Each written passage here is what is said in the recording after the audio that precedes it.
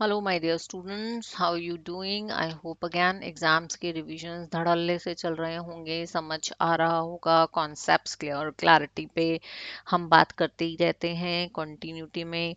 I hope you watching all the videos and you are able to understand whatever is being taught here, whatever is being discussed here, right? But like subscribe share करके मुझे confirmation दीजिए कि आप इसको watch कर रहे हैं और आपको फ़ायदा हो रहा है, नहीं हो रहा है. डाउट्स हैं तो कमेंट बॉक्स में डालिए.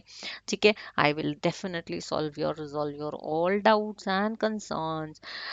So starting with the class today. आज का क्लास में हम बात करेंगे सबसे पहले, क्योंकि हमने लास्ट क्लास में बहुत सारे एग्जाम्पल टर्म्स को डिफाइन कर लिया था, है ना?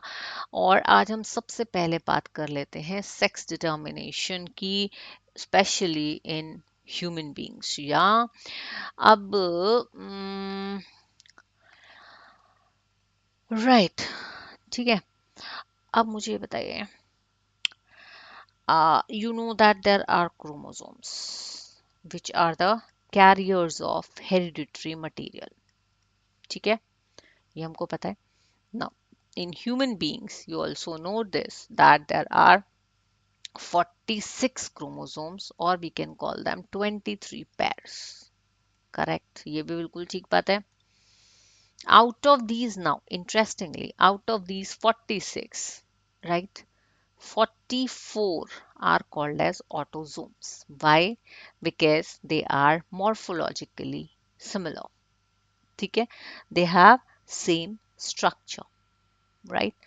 But the last two chromosomes are different in shape, size, structure, and that is why they have been. And we have also, the scientists have also understood that these are the two chromosomes which are responsible for the determination of sex in an individual, right, in an offspring, and that is why they are called as sex chromosomes.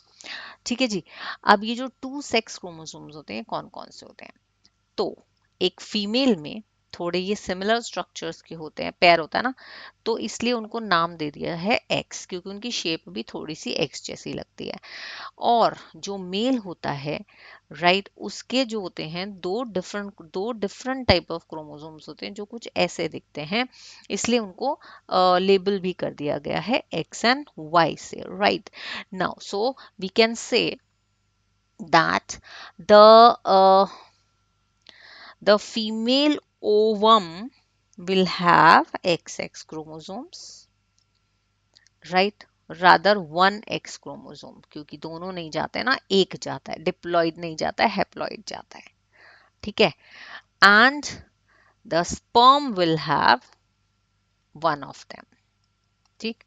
So तो ये तो क्योंकि gametes हैं, तो gametes कैसे बनेंगे? It will be either an X or a X. In male it will be either a X or a Y, है ना? करेक्ट. अब अगर ये ऐसा है तो लेट अस सी, पनेट स्क्वायर बना के क्या करते हैं? पनेट स्क्वायर बना लेते हैं भाई, और एक तरफ लिख देते हैं हम जो मेल के स्पर्म्स हैं, which is X and which is Y, और फीमेल के ओवम विच हैज एक्स. जब कंबाइन किया तो एक ऑफ स्प्रिंग कौन बन गया? ये डॉटर. ये वाली ऑफ स्प्रिंग डॉटर, ये वाली ऑफस्प्रिंग सन, ये वाली offspring son. That means out of four, two are daughters and two are sons. That means जितनी बार भी फर्टिलाइजेशन होगा उतनी बार सेम चांसेस बनेंगे कि डॉटर आएगी या सन आएगा, right? So sex is determined by this. ठीक. नाउ अंडरस्टैंड दिस कि किसके chromosome, whose chromosome is the decisive factor, whose chromosome decides the sex of the child? बताओ बताओ बताओ. Yes the mail. सो अगर मेल का एक्स फीमेल के x के साथ जुड़ता है then it will be a daughter. लेकिन अगर मेल का वाई फीमेल के एक्स के साथ जाता है, पेयरिंग करता है, then it will be a son. That means who is responsible for the sex of the child? It is father. लेकिन हमारी सोसाइटी में एक बहुत बड़ा स्टीरियोटाइप है कि mother is responsible. So we have to make our society aware that it is not mother, it is the father whose chromosomes are responsible, right, for the determination of the sex of the child. Father responsible खुद नहीं है क्योंकि उनको थोड़ी पता है कि what probability will happen, right, which two chromosomes will combine together. ठीक है, so it is only the chromosomes of the father which finally decides on the sex of the child. ठीक है. So this was a small topic which we have discussed and understood. So uh, as of now, we can only say that son or daughter, it is just a matter of chance. As you can see on the screen कि क्या हुआ देखो, sales बने testes में with X Y chromosome, meiosis हुआ, break हुआ X और Y में, स्पर्म्स चले फर्टिलाइजेशन के लिए, इधर फीमेल में एक्स एक्स क्रोमोसोम्स हैं, मियोसिस हुआ, एग्स बने, एक डिजेनरेट हो जाता है, एक फेलोपियन ट्यूब में आता है, वो हम बाद में बात करेंगे रिप्रोडक्शन जब पढ़ेंगे, and these X chromosomes are there. Now, if this X is combining with the X of the male, then they have a daughter. If this X combines with the Y of the male, then it is a son. So it is just a matter of chance, right? Understood? Okay, good. Next, what we are going to do today? Okay, ऐसा करते हैं. What should we talk about? We should talk about inheritance. है ना भैया, genetics पढ़ेंगे तो inheritance तो पढ़ना ही चाहिए. ठीक है. And in inheritance we will take a simple example of tongue rolling. तो ये हुआ एक, कल टर्म्स क्या यूज की थी हमने? Rolling of tongue is a characteristic. Okay, character. Now, this character should have two traits, right? Which two traits? One, tongue rollers, and the other will be non-rollers. Non-rollers. ठीक है. अब let us consider that tongue rolling of tongue is a dominant character. ठीक. तो rolling of tongue को हम capital T करते हैं. तो ये कैसी सिचुएशन हो जाएगी? This is called as homozygous, क्योंकि दोनों सेम है, जीन्स है ना, alleles, right, these are the alleles of a gene. अब आपको प्रैक्टिकली समझ में आएंगे जो कल हम टर्म्स यूज कर रहे थे, right, alleles of a gene. ठीक है, क्योंकि दोनों सेम है, दैट इज वाई होमोजाइगस है. हमने कैपिटल इसलिए यूज किया है क्योंकि जब हम कैपिटल लेटर यूज करते हैं we want to show a dominant trait. ठीक है, so we have used the capital letters, right. So they are homozygous. This is the symbol of homozygous dominant trait. ठीक. Yeah. Now, and this is the genotype of homozygous dominant tongue rollers. ठीक. Homozygous. This is a heterozygous dominant trait. This is the genotype of a heterozygous, sorry, heterozygous. hetero क्यों है अब ये? क्योंकि ये दो different alleles हैं, right? एक capital है, एक small है. Then there would be two small. Now if it is too small, then it is recessive, जो बहुत जल्दी show up नहीं करता है. ठीक है. होमोजाइगस है, ये सिर्फ होमोजाइगस कंडीशन में ही अपने आप को शो करेगा. Yesterday in the definition we discuss this, right. It is recessive and it is homozygous, and that means, और इसका फिनोटाइप क्या होगा? अगर हम इन दोनों का फिनोटाइप की बात करें, फिनोटाइप मतलब the physical appearance, right. Genotype मतलब द जेनेटिक अपीयरेंस. नाउ तो इसका फिनोटाइप क्या होगा? टंग रोलर्स। और इसका फिनोटाइप क्या होगा? Non roller. ठीक है, ये बेसिक चीज समझ में आ गई आप लोगों को? Okay, then we consider this now. ठीक है, व्हाट डू वी कंसिडर? कुछ सिंबल्स भी देती हूँ, ठीक है। A simple circle will show will show a female which is a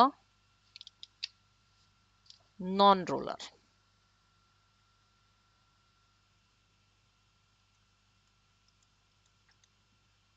and a simple square will show a male which is a non-roller.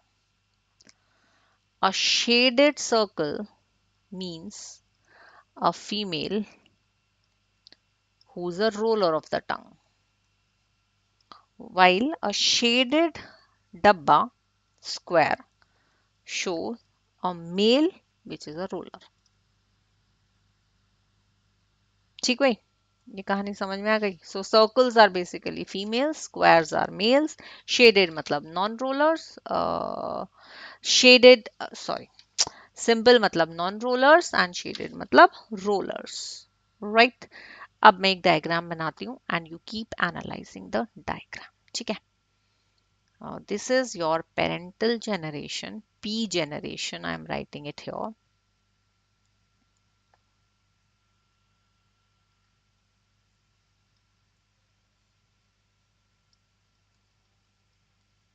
That means both the parents are rollers, ठीक है? Now they got a daughter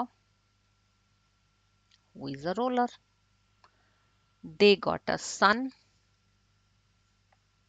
who is a roller. And they got a daughter who is not a roller.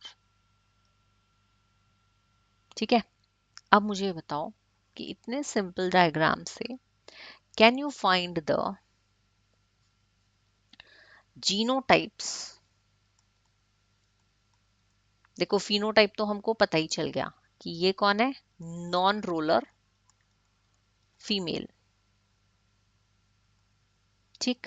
ये कौन है, roller male, it is also a roller male, and it is a non sorry roller female and roller male. ठीक है, ये तो हो गए हमारे phenotypes, right? Right, now what could be the genotypes? The genotypes will be, ये जो non roller है तो ये तो डेफिनेटली होमोजाइगस रिसेसिव है, इसलिए ये कैपिटल स्मॉल टी हो गया, ठीक? राइट, नाउ क्योंकि 3:1 का रेशियो होता है तो majorly they have to be capital T small t and they have to be capital T small t. Why?